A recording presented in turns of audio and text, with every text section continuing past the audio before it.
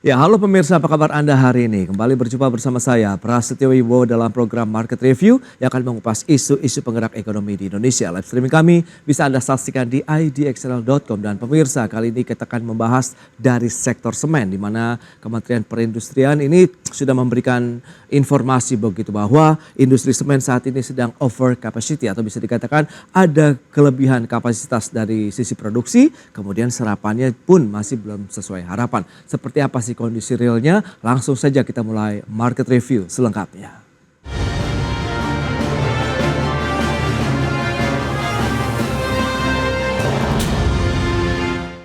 Ya pemirsa, industri semen saat ini tengah mengalami kelebihan produksi dan rendahnya serapan di pasar domestik. Hal ini disinyalir karena masih tingginya importasi barang dari semen seperti beton pracetak, kemudian beton prategang dan juga papan fiber. Pangsa pasar semen di dalam negeri saat ini tengah mengalami kelebihan pasokan dan rendahnya serapan produk semen nasional. Berdasarkan data Kementerian Perindustrian, kapasitas produksi semen di sepanjang 2023 lalu tercatat 120 juta metrik ton per tahun, sedangkan kebutuhan semen nasional sebesar 66,8 juta ton pada tahun lalu. Dengan demikian ada kelebihan 53,2 juta ton semen nasional yang tidak terserap. Kondisi ini disinyalir karena masih tingginya importasi barang dari semen seperti beton pracetak, beton prategang, dan papan fiber. Kementerian Perindustrian pun turun tangan dengan mendorong peningkatan pemanfaatan semen nasional melalui proyek-proyek strategis pemerintah maupun swasta. Selain itu, Direktur Industri Semen, Keramik dan Pengolahan Bahan Galian Non-Logam Kementerian Perindustrian Putu Nadia Astuti mengatakan telah mengirimkan surat kepada Menteri Koordinator Bidang Perekonomian agar investasi semen masuk dalam kebijakan daftar negatif investasi. Dan investasi di tahun 2023 ini hanya sekitar 58%. Jadi memang industri semen nasional ini bisa dikategorikan sudah over capacity ya.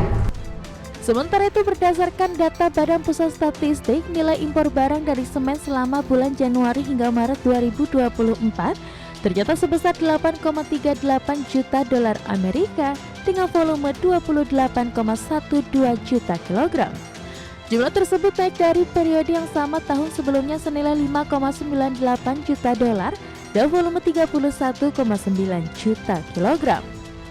Dari Jakarta, Ade Firmansyah, IDX.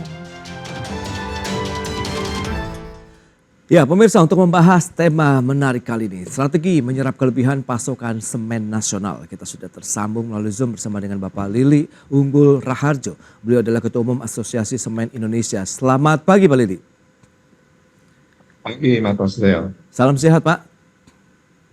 Amin, selalu juga. Baik, terima kasih atas waktu yang disempatkan. Begitu tadi informasi sudah disampaikan begitu oleh pemerintah khususnya dari Kementerian Perindustrian. Ada kelebihan pasokan begitu ya untuk industri semen nasional. Tapi sebelum membahas lebih jauh, review terlebih dahulu dari Anda terkait dengan kinerja dan kondisi dari industri semen di tanah air hingga pertengahan tahun ini seperti apa ini Pak? Silakan.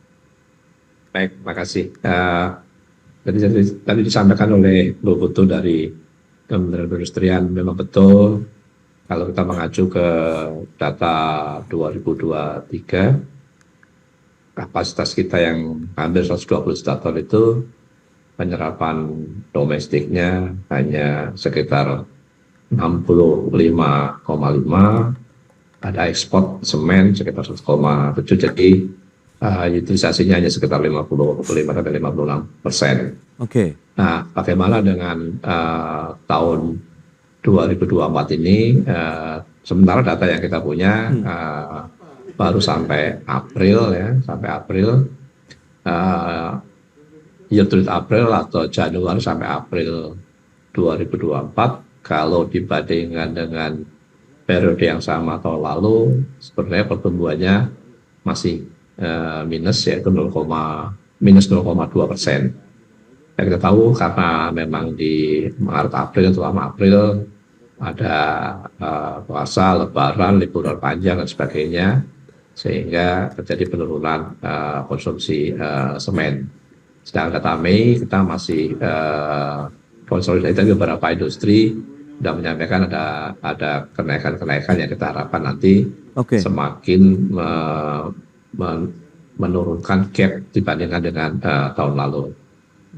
Pak Lili, kalau memang tadi sudah disampaikan benar begitu adanya kelebihan pasokan, nah lantas dari kapan sebenarnya over capacity dari industri semen di Indonesia ini berlangsung?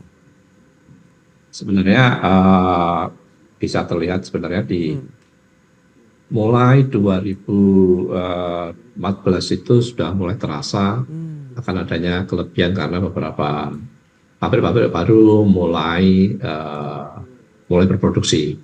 Karena kan waktu itu di tahun sekitar 2010-an memang beberapa industri didorong untuk melakukan ekspansi, termasuk pemain-pemain baru karena akan adanya proyek besar. Waktu itu disampaikan seperti itu ya, infrastruktur terutama.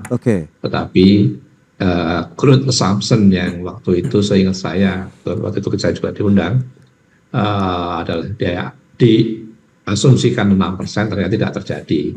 Bahkan kadang-kadang minus growth-nya ya, sehingga kelebihan yang ada bisa tidak terserap semuanya gitu.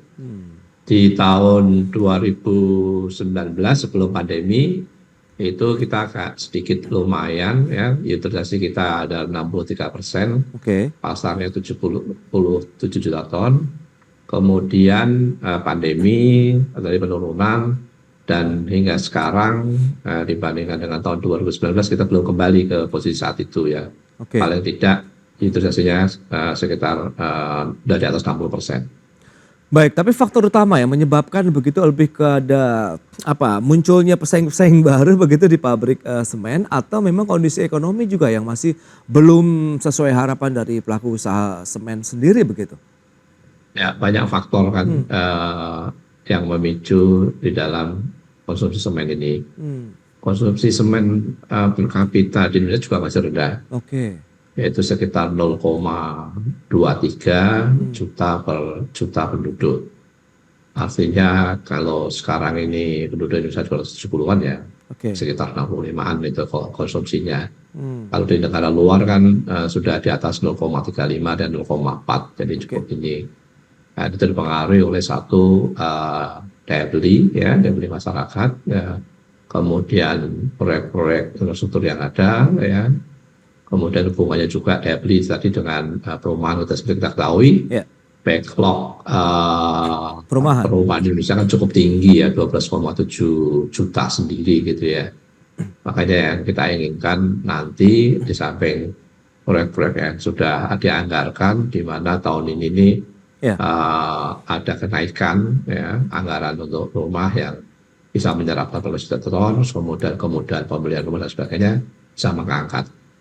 Ya, yang menarik Pak Lili, kan kita tahu pemerintah saat ini gencar begitu dalam 10 tahun terakhir lah untuk pembangunan infrastruktur. Ada di sumber daya air, kemudian jalan raya, gedung-gedung di daerah dengan kita tahu pemerataan ekonomi yang ingin dicapai. Bahkan kawasan-kawasan industri baru pun bermunculan. Apakah tidak bisa menyerap begitu dari sisi produksi semen kita begitu di dalam negeri? Dari anggaran APBN 2024 ya terjadi kenaikan, yaitu sekarang ini untuk infrastruktur sekitar 120 triliun ya. Dan itu kalau kita ekuivalenkan kebutuhan semennya sekitar 18,4 juta ton ya. Nah, jadi masih belum, karena kita seperti kita ketahui kapasitas kita cukup tinggi ya, 120 juta ton. Kemudian selama ini lebih banyak penyerapan di retail, yaitu di kantong, yaitu pembangunan rumah-rumah pribadi, kemudian juga kebutuhan non konstruksi itu lebih banyak, karena biasanya kalau konstruksi besar ya, misalnya untuk jalan tol, untuk lapangan terbang, untuk dam dan sebagainya, itu biasanya menggunakan semen curah, dan semen curah itu proporsinya hanya 30%. Jadi lebih banyak di drive dari semen kantong, walaupun terjadi kenaikan nih sekarang nih ya untuk penggunaan semen curah, ada beberapa proyek gitu ya, yang itu Baik. yang memang kita harapkan walaupun belum bisa mengangkat benar nanti ya. Perkiraan kita sih kalau berdasarkan UNDP dengan GDP growth yang ada itu match-nya antara kapasitas dan demand itu terjadi di sekitar antara 2035 sampai 2040 itu baru match itu. Makanya kita berharap tidak ada lagi pabrik baru. Oke, kita tahu apakah karena kita tahu juga moratorium ini kan juga sudah dilakukan untuk industri semen begitu ya Pak Lili ya. Apakah ini juga efektif? Lantas bagaimana juga dengan disinyalir karena kan juga adanya produk-produk impor barang dari semen begitu. Kita akan bahas nanti di segmen berikutnya Pak Lili. Kita akan jeda sebentar. Dan pemirsa pastikan Anda masih bersama kami.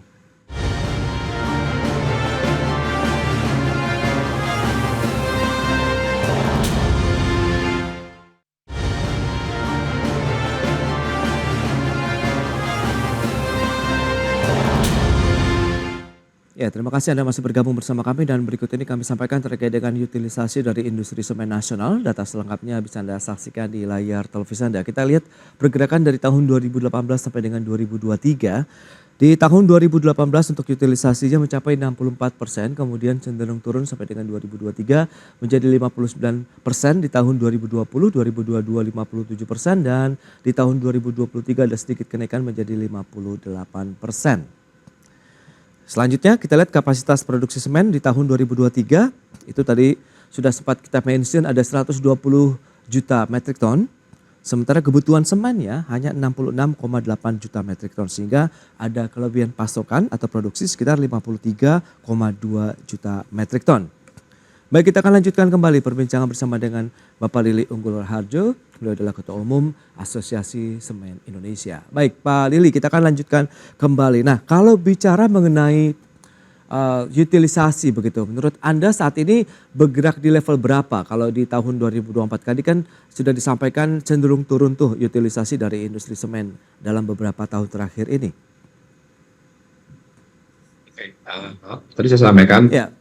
di 2019 sebelum pandemi utilisasi cukup tinggi karena pasar domestik bisa menyerap sekitar 70 juta ton ya. Ya. Sudah ada beberapa juta sedikit sekali untuk ekspor semen karena ekspor kebanyakan adalah clinker. Oke. Yang utilisasi 63. Kemudian turun di 2020 pas pandemi signifikan sekali turunnya 10%. Kemudian 2021 mulai ada kenaikan lagi, Oke. 2022 turun lagi, 2024 sudah mulai naik, ya, sehingga domestiknya 65,5, kemudian ditambah ekspor sekitar 1,7-an gitu, jadi lumayan, itu yang membuat utilisasi sedikit naik kembali, tapi kemudian tahun 2024 kita proyeksikan yaitu naik sebesar 3% ya. Ini walaupun ini juga cukup optimis ya, naik sekitar 3% itu, sehingga harapannya nanti utilisasi bisa naik sekitar 5-57% gitu sekarang ini. Dan ini masing-masing pabrik berbeda gitu ya. Ada yang 70%, tapi ada yang hanya 50-an, 40-an, tergantung dengan kondisi lokasi dan market yang ada di sekitar situ. Baik, tapi kalau kita lihat ada satu faktor lain begitu, importasi dari barang begitu yang dari semen, apakah berdampak atau sebenarnya tidak terlalu signifikan? Lebih karena tadi faktor yang sudah Anda sampaikan untuk kondisi serapan di dalam negeri saja begitu.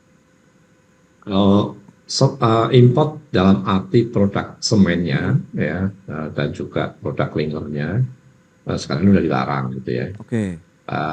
Tapi kalau produk precast dan sebagainya saya perlu cek gitu ya. Tapi kalaupun ada itu tidak besar gitu ya. Penerapan di precastnya itu sebenarnya tidak besar. Karena di Indonesia sendiri pun proyek precast itu disuplai biasanya menggunakan semen curah. Dan semen curah itu hanya 30%, kurang lebih 30% gitu ya. Ada yang untuk precast, ada yang untuk konstruksi besar dan sebagainya, sehingga Oke. menurut saya tidak besar. Barangkali kalau ada data importnya mungkin kita cek nanti ya.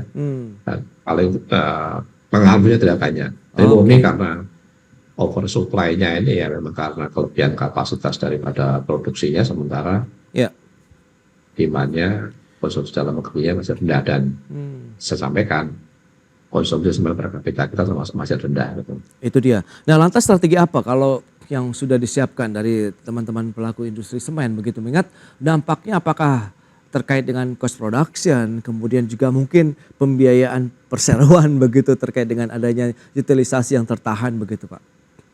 Ya, dengan over capacity ini yang utilitas rendah, yang apa namanya, production cost pastinya akan menjadi lebih tinggi gitu ya. Oke. Karena seharusnya produksi full capacity, jadi dengan produksi yang rendah, dengan produksi rendah makanya production cost lebih tinggi. Kemudian impact selanjutnya adalah profitabilitas juga menjadi lebih rendah. Kita tahu bahwa industri semen ini kan memerlukan investasi yang cukup tinggi ya, Oke. modalnya gitu ya, sehingga akan panjang nih debt service-nya atas utang yang akan mempengaruhi di pembayaran gitu ya. Ini makanya beberapa perusahaan mengambil strategi untuk tetap survive dengan melakukan mencari partner baru, Oke. yaitu akuisisi atau merger gitu. Tapi- Apakah apa namanya strategi yang dilakukan oleh pabrik semen? Kalau di pabrik semennya sendiri, satu melakukan efisiensi ya, inovasi ya, untuk bisa menekan biaya produksi. Oke. Kita ketahui biaya energi itu yang utama, sekitar hampir 53% biaya produksi itu dari energi, Ya, ya. yaitu listrik dan thermal, dalam hal ini bahan bakar. Bahan bakar yang paling besar, sekitar 33% sendiri batu bara, sehingga kita selain untuk menurunkan emisi karbon CO2, kita juga mulai menggunakan bahan bakar alternatif untuk menggantikan batu bara atau fossil fuel itu. Oke. Selain untuk menurunkan CO2 juga untuk melakukan efisiensi dalam hal ini dari sisi production cost ya, kemudian inovasi produk-produk baru semen ramah lingkungan dan sebagainya. Nah, itu yang dari internal kita. Tadi juga ada strategi di beberapa industri yang coba melakukan partner juga. Ya. Nah, yang kita harapkan sekarang juga kita terus ini mendorong, terutama di beberapa pengambil kebijakan yang sudah mempunyai rencana, seperti tadi saya sampaikan ada rencana RAPBN untuk infrastruktur yang cukup tinggi, 422 triliun yang akan menyerap 18 juta semen, yaitu diharapkan terrealisir. Kemudian pastinya kita juga melobi terus misalnya agar program-program rumah bersubsidi, kemudian mendapatkan rumah baru untuk menengah ke bawah bisa terrealisir ya, karena memang pasarnya paling besar terserapnya itu di retail gitu ya. Jadi itu yang diambil strateginya gitu ya. Baik, Pak Lili, tapi apakah ada strategi lain? Misalnya kita meningkatkan ekspor. Apakah pangsa pasar ekspor untuk produk semen Indonesia ini masih menjanjikan atau tidak? Tahan dulu jawabannya, kita akan jeda sebentar Pak Lili. Dan pemirsa, kami akan segera kembali usai pariwara berikut ini.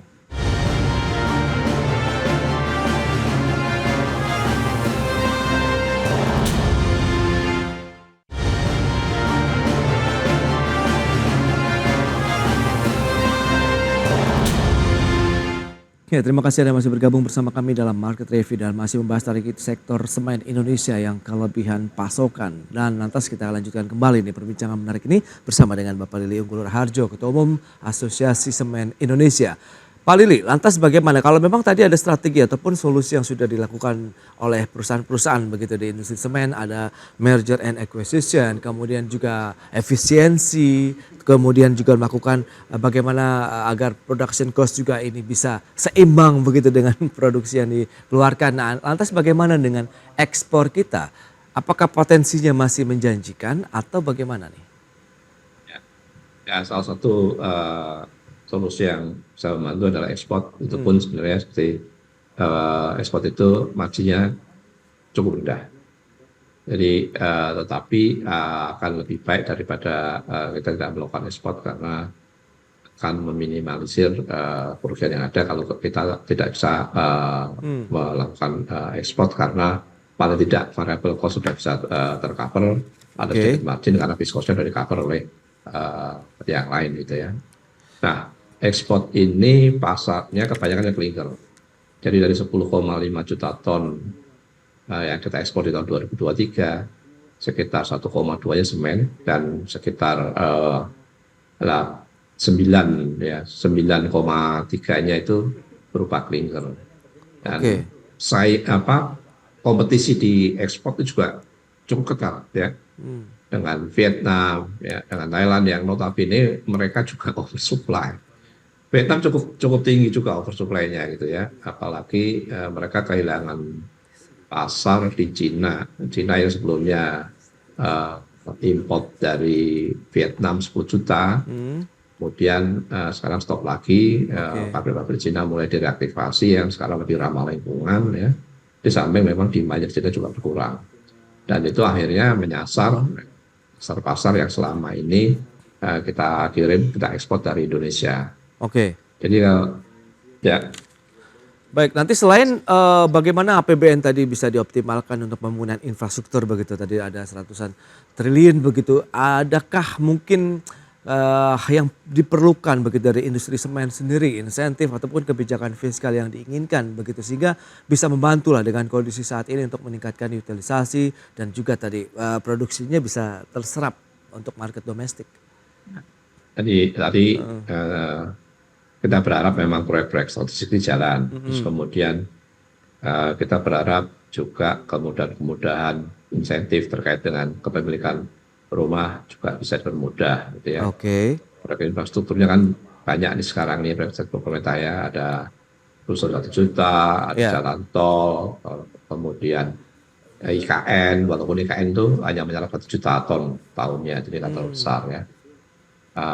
Kemudian ada tadi sampaikan kemudahan insentif mendapatkan rumah baru karena kita tahu backlognya rumah cukup besar 12,7 juta. Kemudian insentif yang untuk industri yang kita harapkan, kita sekarang ini kan mendapatkan suplai batubara dengan skema DMO ya. Dan ini menurut saya cukup membantu, tapi harapannya pelaksanaannya betul-betul dibantu, dikontrol sehingga para supplier yang sudah ditugaskan komit untuk mensuplai batubara dengan harga DMO. Karena memang ada aturan baru yang mungkin kita perlu juga sampaikan supaya si supplier ini tidak lebih memilih mendapatkan penalti kalau tidak memilih DMO, tapi lebih baik ekspor karena memang yang itu tarik penaltinya sepertinya tidak terlalu besar. Nah itu yang tentunya kita tidak berharap seperti itu karena berat nih, energi sekarang ini cukup tinggi ya, batubara, kemudian solar dan sebagainya juga mempengaruhi kenaikan. Di 2022 ada kenaikan harga batubara dibanding 2021 sudah 32% sendiri gitu kan ya. Dan sementara kita nggak mungkin mencaskan kenaikan itu terhadap harga gitu. Baik, tapi permasalahan pasokan energi ini sudah dikomunikasikan Pak Lili begitu, karena kan ini penting sekali. Setiap bulan ada review meeting bersama dengan ESDM yang terkait dengan DMO ini, dan kita juga sampaikan concern kita gitu. So far sebagian besar terpenuhi ya, ada beberapa yang memang masih belum sepenuhnya mendapatkan masukan karena mungkin antara lokasi dan tempat supply dan juga kualitas dan sebagainya belum match gitu. Tapi oke. juga yang kita khawatirkan nanti kalau dengan peraturan baru Ya, ya. bahwa besarnya penaltinya itu tidak terlalu signifikan sehingga para supplier ini pastinya akan lebih memilih untuk ekspor daripada mensuplai penugasan DMO ini gitu. Oke, oke, oke. Nah, kalau Anda proyeksikan ini Pak Lili kira-kira dari Asosiasi Semen Indonesia bahwa kondisi oversupply ini berpotensi akan terjadi sampai kapan? Apakah untuk jangka waktu yang lebih lama lagi kah atau nanti segera ada solusi dengan memasuki ada transisi kepemimpinan, infrastruktur yang juga masih digenjot lagi? Kalau kita proyeksikannya dengan statistik yang ada ini, growth-nya itu per tahun paling baterai sekarang ini hanya sekitar 3%, kita baru bisa match di 2050 antara supply and demand. Kalau kita mengacu kepada studi ya UNDP, Oke. itu dengan GDP growth yang assumption yang tertentu itu match di sekitar 2035-2040 lebih cepat. Nah pastinya harapannya nanti dengan pemerintah baru, iklim investasi, ekonomi lebih bagus lagi ya, GDP-nya betul-betul sesuai dengan yang kita harapkan, bahkan lebih tinggi ya, Ya, sehingga konsumsi misalnya per kapitanya naik dan itu kita harapkan dari lama 2035-2040 sudah match antara supply dan demand. berarti masih cukup panjang juga perjalanan industri semen untuk mencapai titik Masih. idealnya Makanya begitu kita ya. betul-betul mengharapkan adanya moratorium supaya tidak ada pabrik semen baru gitu. Kalau nggak situasinya menjadi tambah berat nanti. Baik, itu dia analisis yang dan juga informasi menarik yang sudah disampaikan Pak Lili Raharjo, Ketua Umum Asosiasi Semen Indonesia kepada pemirsa, dan semoga nanti ada segera solusi yang disampaikan begitu sehingga tidak terlalu jauh lagi nih kalau kita menantikan proses utilisasi yang idle di 50% dan ini bisa lebih tinggi lagi begitu ya. Pak Lili, terima kasih banyak atas waktu dan Terima sharing kasih yang sudah juga, Anda Mas sampaikan. Bastio. Selamat melanjutkan aktivitas Anda kembali, salam sehat Pak. Sehat selalu. Ya. Ya pemirsa, jangan beranjak dari tempat Anda karena sesaat lagi kami masih akan kembali dengan tema menarik lainnya, mitigasi shadow economy dalam perekonomian Indonesia. Kami segera kembali.